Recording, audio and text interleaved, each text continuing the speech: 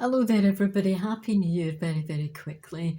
I just wanted to do part two on Peace Quest, which basically, as I said before, had kind of got not abandoned but put on a back burner as something to do if and when I could. Um, because I hurt my leg, and last year I had an accident with my Achilles tendon. Whilst the ankle has got better, the knee, rather the shin bone, has become quite painful, and that became obvious during Christmas shopping. So I think that is a work in progress to try and figure out what needs to be done with that. So we'll see what happens. I did get an early diagnosis of osteoarthritis, but it doesn't really fit. I think it got cracked during the accident and never actually been picked up properly. What can be done about it, I don't really know.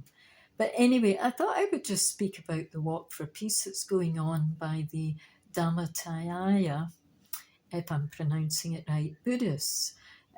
Way back in 1986, which is eons ago, almost over 40 years ago, I had the pleasure of meeting some of those Buddhists in the USA, in Lowell, Massachusetts, when they were a group or a community of boat people who had come out of the regime of Pol Pot, who had been discovered that he had conducted massive massacres of his own people. So they were fleeing violence.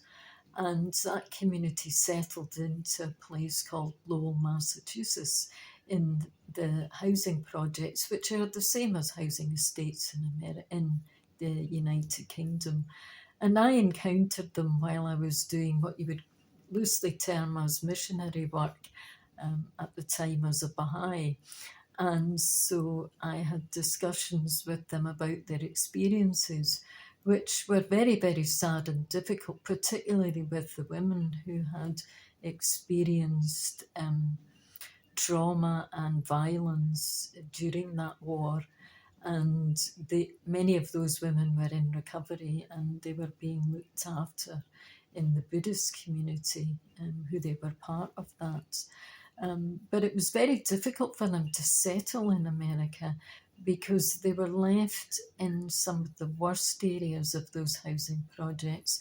And I sat with them at that time, 40 years ago, and there was hundreds of cockroaches crawling up the walls. And this was quite typical of the conditions that they had to bear. So therefore, I would say to people, please support their efforts in their walk for peace. Peace is difficult in the world at the moment, and there's very few people having those conversations. Last year, I did have conversations with a different branch of Buddhism, which was delightful, and they emphasised here, which is Sami Ling, who have their headquarters in Scotland, in several Buddhist monasteries here, for the same reasons. They were fleeing violence. And their approach to peace is compassion, that we must all try to do no harm and be compassionate, not just with others, but also with ourselves. And I think it's a time where we particularly have to try and be compassionate with ourselves too, because if we can't be compassionate with ourselves, we can't be compassionate with others. So hopefully next year, 2026, will be a compassionate year for everybody. And that would be my hope, because compassion is all about peace. Happy New Year, everybody.